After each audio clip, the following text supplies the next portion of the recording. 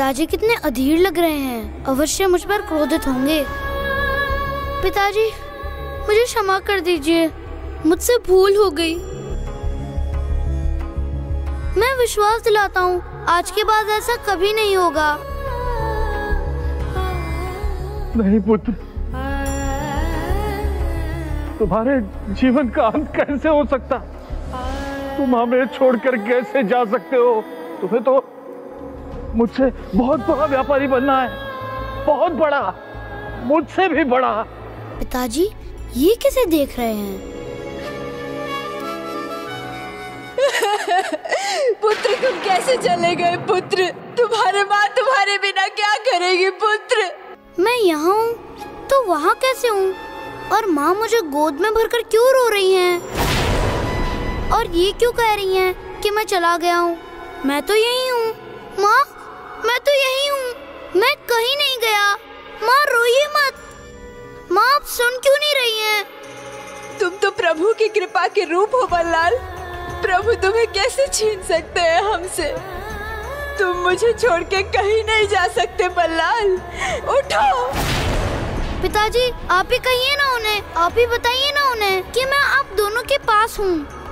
बताइए ना पिताजी। पिताजी आप क्रोधित है ना? ठीक है, आप उस ऋणी की भांति मुझे भी दंड देकर अपना क्रोध शांत कर लीजिए। पिताजी आप माँ को रोने से रोकिए।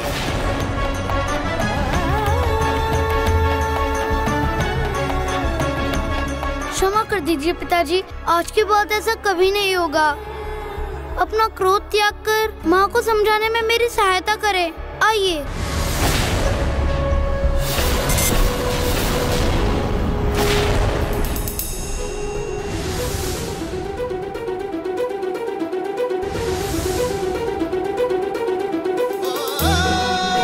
माँ, पुत्र, माँ, पुत्र उठो माँ, पुत्र, पुत्र,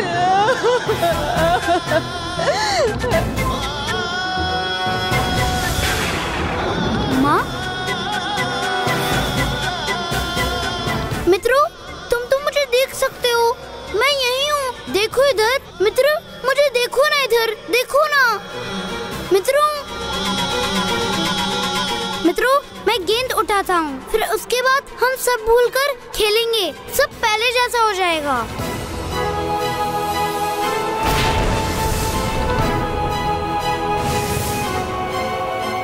ये क्या हो गया है मुझे?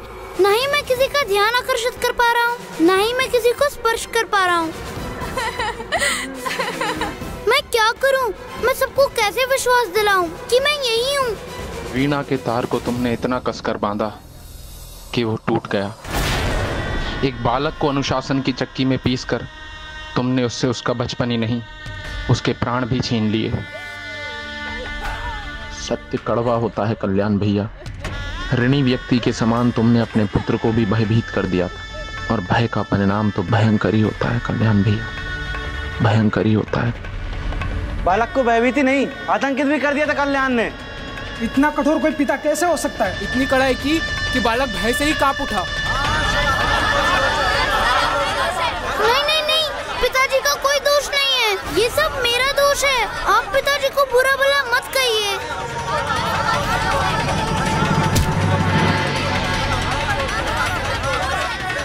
जो हुआ उसमें मेरा दोष था, पिताजी का कुछ नहीं था। देखो वो तो चला ही गया, अपनी इच्छा जो लाद दी थी इसने उसके ऊपर।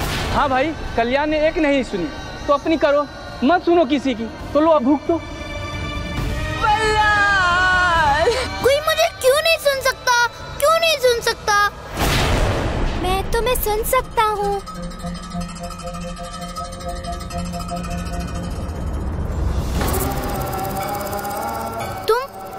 तुम मुझे सुन सकते हो? हाँ। चलो अच्छा है, कोई तो है जिस तक मैं अपनी बात पहुंचा सकता हूँ। रुको, कहाँ जा रहे हो तुम? अरे रुको, कहाँ जा रहे हो? इतना तो बताते जाओ कि तुम मुझे सुन कैसे रहे हो। रुको मित्र, रुको मित्र, रुको। मुझे ये बता दो कि मैं अपनी बात माता पिता तक कैसे पहुँचाऊँ? उन्हें कैसे बताऊँ कि मैं यही हूँ, मैं कहीं नहीं गया। गया।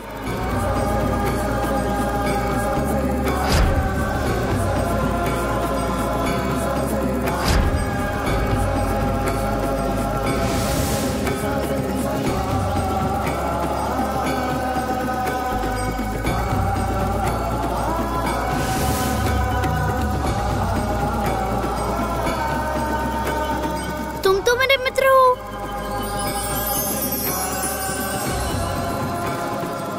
ये भी चला गया, प्रकाश में ओझल हो गया। आओ पुत्र, मेरे पास आओ। मैं तुम्हारी सहायता करूंगा।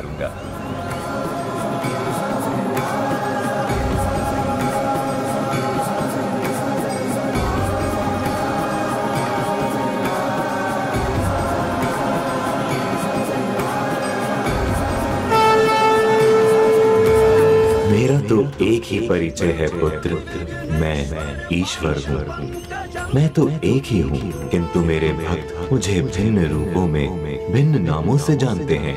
कोई गणेश कहता है, कोई गणपति, तो कोई विनायक। मैं तो आपको गणेश ही बुलाऊंगा, ये नाम अच्छा लगा मुझे। किंतु गणेश जी, मुझे आपके बारे में कुछ नहीं पता। मुझे तो ये भी नहीं ज्ञात कि ईश्वर कैसे होते हैं, और उससे भी अधिक मेरे मन में अनेकों प्रश्न हैं स्वयं को लेकर, क्योंकि मैं ये भी नहीं समझ पा रहा हूँ कि मुझे हुआ क्या है।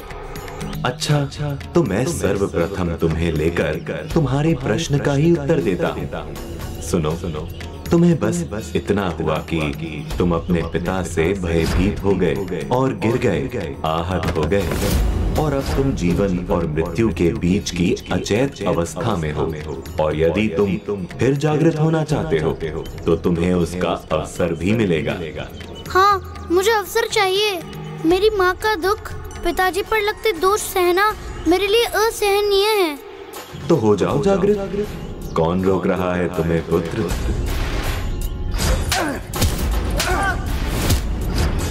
क्या हुआ? कोई भय बैठा है तुम्हारे मन में? हाँ, पिताजी के क्रोध का भय है मुझे। भय से दूर नहीं जाना चाहिए, उसका सामना करना चाहिए। भय जीवन में सफलता की सबसे बड़ी बाधा है। तुम्हारी सफलता और अपनी महत्वाकांक्षा के दो पाटों के बीच तुम्हें दबाकर तुम्हारे पिता ने तुम्हारे भीतर भय का वास करा दिया, किंतु तुम्हें अपने भीतर के भय को बाहर फेंकना होगा। जीवन में संतुलन अति आवश्यक है। जितनी शिक्षा आवश्यक है, उतने ही खेल और मनोरंजन भी आवश्यक है। तभी कोई भी व्यक्ति अपने कार्य को लगन के साथ कर सकता है। इसलिए भय को त्याग कर ही अपने हृदय की पुकार सुनकर अपनी रुचि अनुसार उचित निर्णय लेकर आगे बढ़ने से ही महान सफलताएं प्राप्त की जा सकती हैं। अच्छा है, सुझाव तो अच्छा है, और मैं भयमुक्त होने का प्रयास भी करूंगा। किंतु मेरे मित्र, मेरे ईश्वर, आप मेरे साथ रहकर मेरी सहायता करेंगे ना? मैं तो सदा तुम्हारे साथ। यदि जो तुम कर रहे हो उसमें तुम्हें पूर्ण विश्वास है तो तुम कभी ऐसी उलझन में पड़ोगे ही नहीं, और कभी पड़ भी गए तो स्वयं उससे निकलने का मार्ग ढूंढ लोगे। मैं अब जागृत होने के लिए तैयार हूँ, किंतु मुझे आपके बारे में सब कुछ जानना है, जैसे आप मेरे बारे में जानते हैं। पुत्र, मैं तुम्हें लेकर सब जानता हूँ, क्योंकि ये तो मेरा कर्तव्य है, और तुम भी मेरा पूर्ण परिचय प्राप्त कर ही लोगे।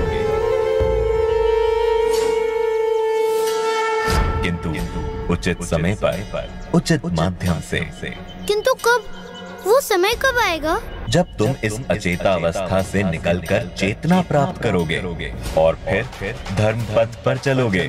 स्मरण रखो, अभी तुम्हारा कर्तव्य पूर्ण नहीं हुआ।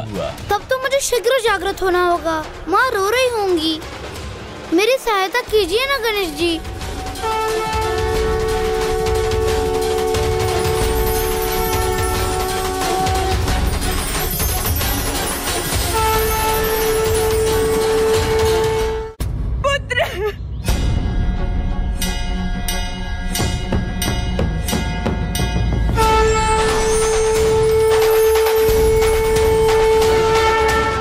माँ,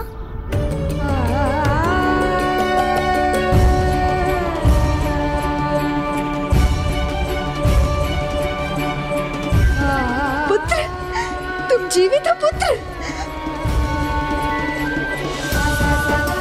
बल्लाल तुम जीवित हो?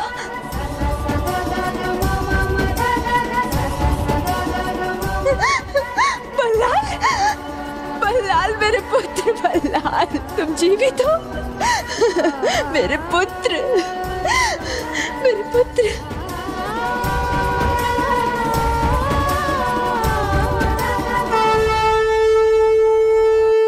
तुम सब मुझे ऐसे क्यों देख रहे हो मित्रों?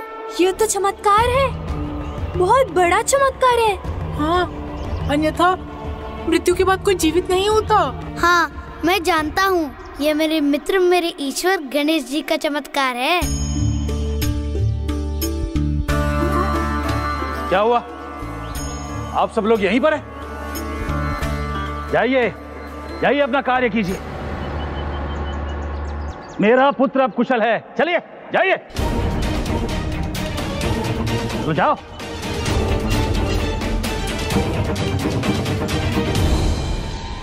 रस्सी टूट गई किंतु बल नहीं गया।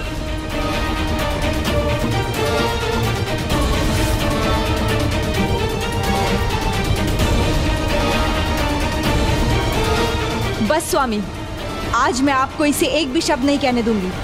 आज जो भी हुआ उसके बाद भी आपका मन नहीं भरा? वो तो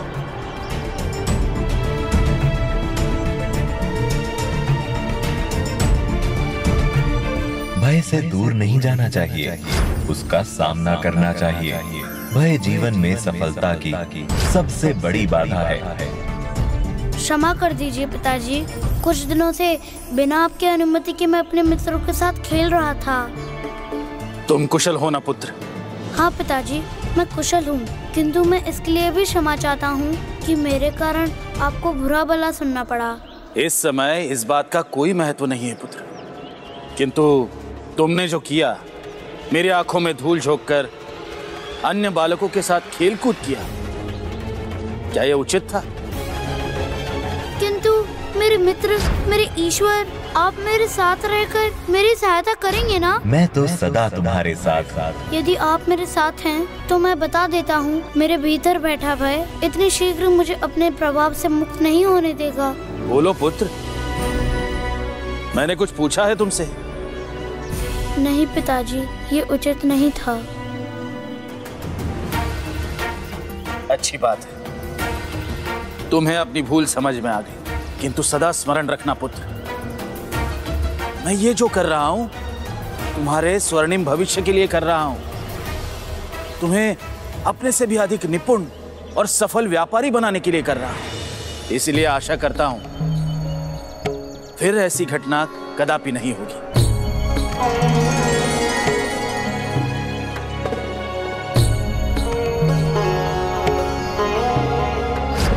इतनी बड़ी घटना घट गई। कल्याण ने अपने पुत्र को खोकर पाया, किंतु तब भी उसमें कोई बदलाव नहीं आया। जो होना चाहिए जब वो नहीं होता है तो कुछ ऐसा होता है देवी, जिससे अनहोनी ही होनी हो जाती है। पिता की लालसा के बोझ से दबा हुआ बालक भय और दुख से घिरा हुआ बालक होता है। जब वर्तमान में दुख हो तो भविष्य कैसे सुखद हो सकता है? कल्याण ये अभी भी नहीं समझा था, किंतु समझना तो उसे था ही। स्वामी, आप कभी बिना पहली बुझाए कभी कुछ क्यों नहीं बताते? आगे क्या हुआ ये बताइए ना स्वामी। बल्लाल का जीवन एक कठपुतली की भांति हो गया था। अपने पिता के निर्देशों पर चलने के लिए वो बाध्य था, किंतु एक सच्चा भक्त अपनी भक्ति कभी नहीं त्यागता। अपने प्रभु के प्रति उसका अटूट विश्वास कभी नहीं टूटता। वो वृक्ष की जड़ में दुर्वा चढ़ाता रहा, उसके आभार स्वरूप कि उस कीट ने उसे प्रभु महागणाधिपति से मिलवाया था।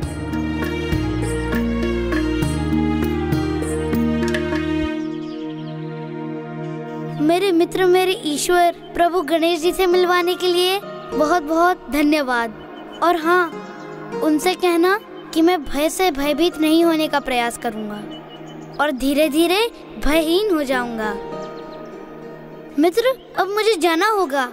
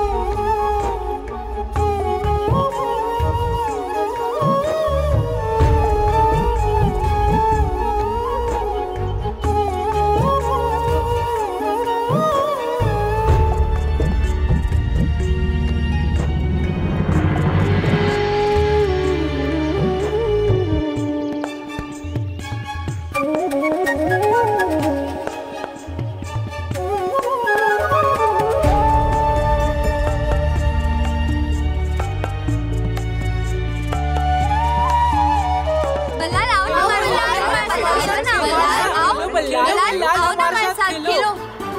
नहीं,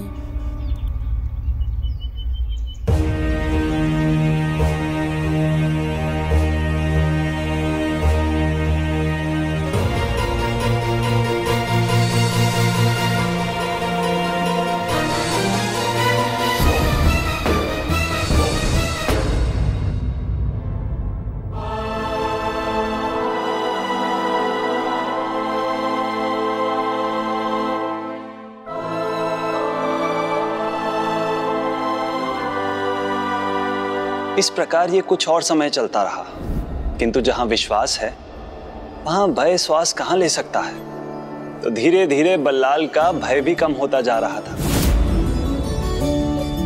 कितना समय बीत गया, ना ही वो कीट दिखा, ना ही गणेश जी दिखाई दे रहे हैं। अब आप ही बताइए गणेश जी, वो समय कब आएगा जब मुझे आपका पूर्ण परिचय मिलेगा?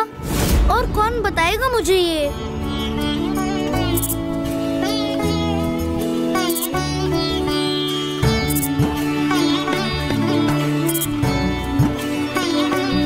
मित्र, तुम आ गए?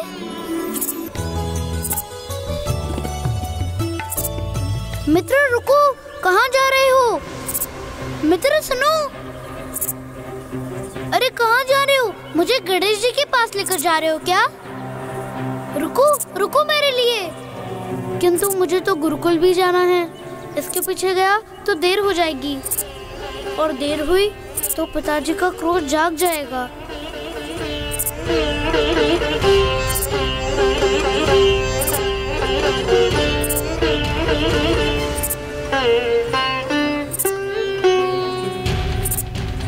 अब क्या करूं? ये तो मुझे उसी दिशा में ले जा रहा है। लगता है जो गणेश जी ने उचित समय कहा था वो अभी है। यदि जो तुम कर रहे हो उसमें तुम्हें पूर्ण विश्वास है तो तुम कभी ऐसी उलझन में पड़ोगे ही नहीं, और कभी पड़ भी गए तो स्वयं उससे निकलने का मार्ग ढूंढ लोगे। उचित है, मैं आपकी आज्ञा का पालन करूंगा, भय का त्याग करूंगा और हृदय की पुकार सुनूंगा। मित्र रुको, मित्र मेरे लिए रुको, मैं भी आ रहा हूँ।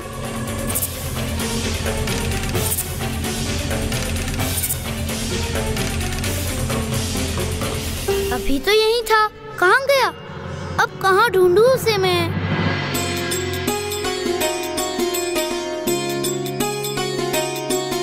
यहाँ तो वैसा ही दिव्य आभास हो रहा है जैसा गणेश जी से मिलकर हुआ था। यदि मैं अनुचित नहीं हूँ तो मेरे ईश्वर से फिर से भेंट होने वाली है। फिर मिलूंगा गणेश जी से, शीघ्र मिलूंगा। मेरे हृदय ने सही मार्ग सुझाया है। मैं मिलूंगा अपने अद्भुत मित्र से, अपने ईश्वर से।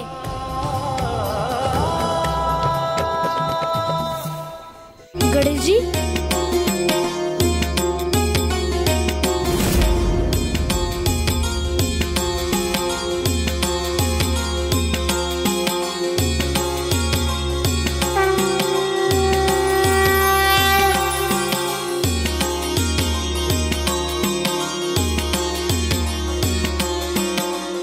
क्या यही है वो जिनके बारे में गणेश जी ने मुझसे कहा था?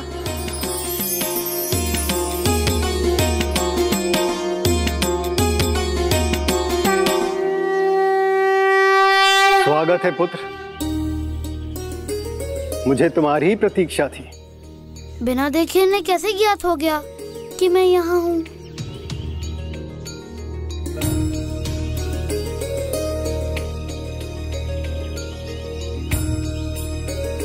आओ पुत्र।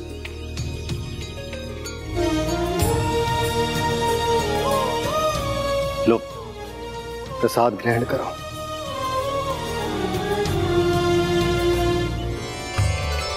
पुत्र, जिस प्रकार मेरे प्रभु श्री गणेश ने तुम्हें यहाँ आने का संकेत दिया, वैसे ही उन्होंने मुझे भी तुम्हारे यहाँ आगमन का संकेत दिया। अच्छा, आप ही हैं वो जिनके बारे में गणेश जी ने मुझे बताया था? मैं तो उनके अनगिनत भक्तों में से मात्र एक भक्त हूँ, मुदगल। प्रणाम ऋषिवर। प्रभु ने कहा था कि आप उनके बारे में मुझे सब बताएंगे। हाँ पुत्र, अवश्य। मेरे प्रभु, तुम्हारे प्रभु, वो तो सर्वत्र हैं, सर्वशक्तिशाली हैं, सर्वज्ञाता हैं, परम परमेश्वर हैं। वो आदि भी हैं, वही अंत भी हैं। सृष्टि में यदि एक पत्ता भी हिलता है तो वो भी उनकी इच्छा से हिलता है। उनकी दृष्टि से कुछ नहीं छुपा है पुत्र, क्योंकि सृष्टि का संपूर्ण क्रियाकलाप उन्हीं की कृपा से चलता है। तो मैं आया भी उनकी इच्छा से हूँ। हाँ पुत्र, वही है जो हमारे ज्ञान, हमारी समझ को आगे बढ़ाने में सहायक बनते हैं। किंतु वो सहायता कैसे करते हैं जब वो दिखाई भी नहीं देते? मुझे तो उनका एक ही बार दर्शन हुआ है। पुत्र, कभी प्रत्यक्ष रूप में तो कभी अप्रत्यक्ष रूप में वो सदैव हमारे साथ रहते हैं। विराजमान हो पुत्र, मैं तुम्हें एक कथा सुनाता हूँ, बैठो।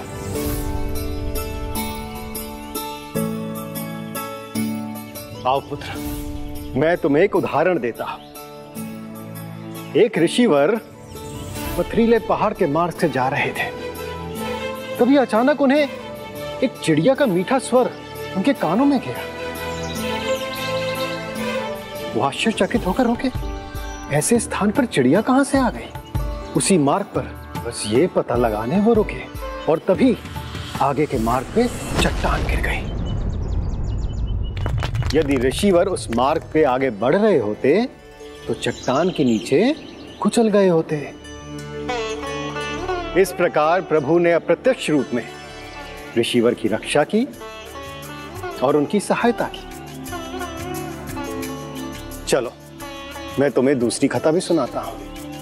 एक अनाथ बालक भूख के कारण व्याकुल हो रहा था। बड़ी दयनीय स्थिति में था, किंतु उसकी सहायता करने के स्थान पर वहां पर खड़े बालक उस पर और पत्थर बरसा रहे थे। उसे बहुत कष्ट था और दुख भी। और तभी उन्हीं पत्थरों पर पहिया पड़ने के कारण एक हाथ गाड़ी हिली। उस हाथ गाड़ी से कुछ फल गिरे जो उस बालक की ओर लुढ़क गए। प्रभु तो सबके नाथ हैं। पुत्र, यहां वो पत्थर ही प्रभु का प्रत्यक्ष रूप था। मैंने भी एक बार एक कीट को बचाया था। इसका अर्थ यह हुआ पुत्र कि प्रभु ने तुम्हें उस कीट हेतु सहायता के लिए चुना था। हम सब में प्रभु का वास है। हम उनके भीतर हैं और पुत्र, वो हमारे भीतर। ऋषिवर, मुझे अपने प्रभु से मिलना है, पर कैसे? मुझे नहीं पता। पूजा साधना तप से ही हम ईश्वर के साक्षात दर्शन प्राप्त करने में समर्थ होते हैं, किंतु प्रभु का दर्शन उनकी इच्छा और हमारे कर्म अनुसार होता है, हमारी इच्छा से नहीं। किंतु मैं तो एक बालक हूँ, पूजा पाठ तब नहीं आते मुझे। फिर भी प्रभु ने मुझे दर्शन दिए थे। तब तो तुमने जाने अनजाने में ऐसा कर्म किया है जिससे प्रभु तुमसे अत्यंत प्रसन्न हुए हैं। तभी तो प्रभु ने तुम्हें दर्शन दिए हैं। किंतु मैं तो उनके फिर से दर्शन करना चाहता हूँ, उनसे मिलना चाहता हूँ। पुत्र, भक्ति तो भक्त के भाव से है। कोई भजन गाकर प्रभु को रिझाता है, कोई धूप दीप जलाकर, कोई नृत्य करके, तो कोई सदियों तपस्या करके, और पुत्र कोई श्रृंगार कर। प्रत्येक भक्त का भाव अलग हो सकता है, किंतु उनकी सच्ची भक्ति, उनकी भावना और सच्ची श्रद्धा एक है। तुम प्रभु की भक्ति के लिए उनकी मूर्ति स्थापना कर सकते हो। हर भक्त अपने प्रभु को पाना चाहता है, किंतु एक बार फिर स्मरण करा दूं, प्रभु का दर्शन उनकी इच्छा अनुसार होता है, हमारी इच्छा अनुसार नहीं।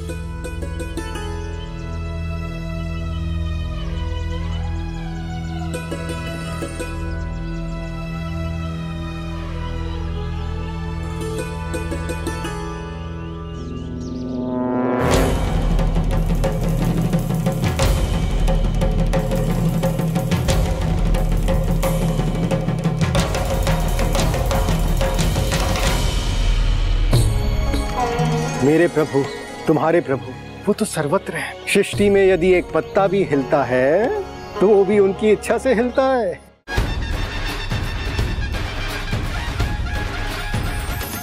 गणेश जी,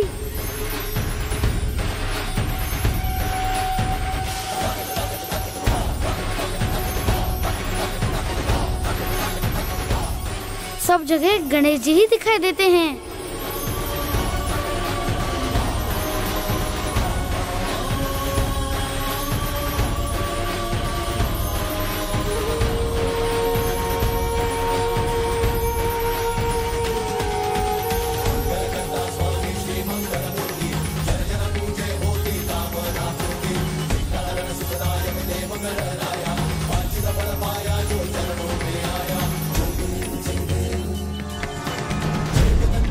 तुम प्रभु की भक्ति के लिए उनकी मूर्ति स्थापन कर सकते हो। अच्छा, तो आप यहाँ छिपकर बैठे हैं। आप ही हैं मेरे ईश्वर, बल्लाल के ईश्वर।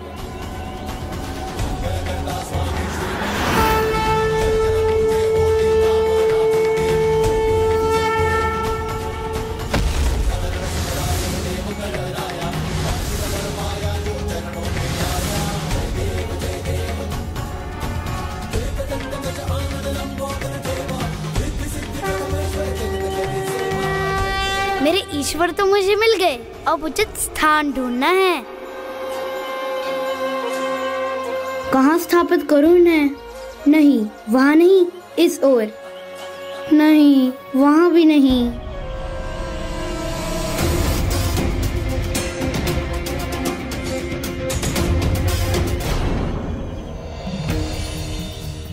जहाँ पर प्रभु के पहली बार दर्शन हुए थे, उससे उचित स्थान और क्या हो सकता है?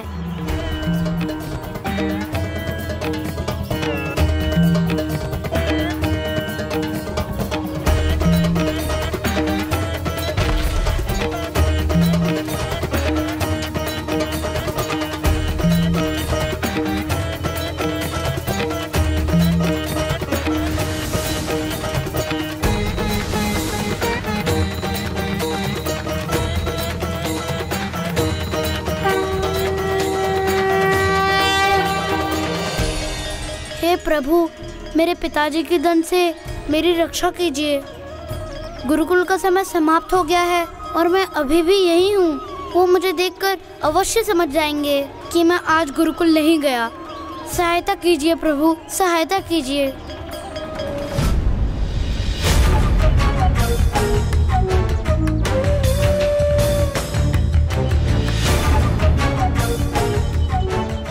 आपको भूख लगे तो खा लीजिएगा प्रभु, माँ ने मेरे लिए दिया था। मैं तो भक्ति में खो गया, भूख ही नहीं लगी, तो अब आप रख लीजिए इसे। अभी तो जाना होगा, फिर धूप और दीप लेकर आऊंगा, तब फिर भक्ति करूंगा। हाँ, और एक बात प्रभु, मेरे मित्र मेरे साथ खेलना चाहते हैं। वो मुझे जाते देखकर फिर रोकेंगे मुझे, तो प्रभु कोई मार्ग निकालिएगा जिससे मैं उनके साथ खेल सकूं। बस अभी और कुछ नहीं मांगूंगा।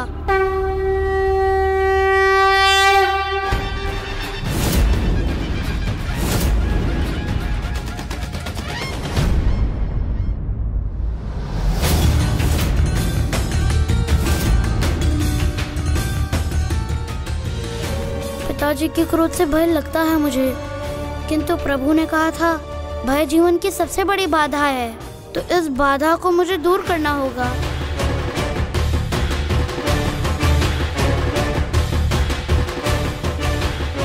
ओम गंगणपतये नमः।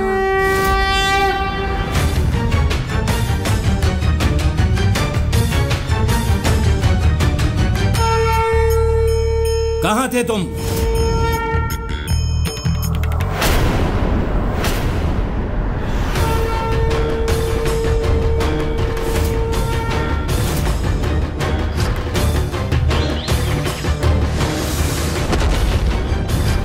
गणेश जी, जिस प्रकार आप सभी की रक्षा करते हो, मेरी भी रक्षा करे प्रभु।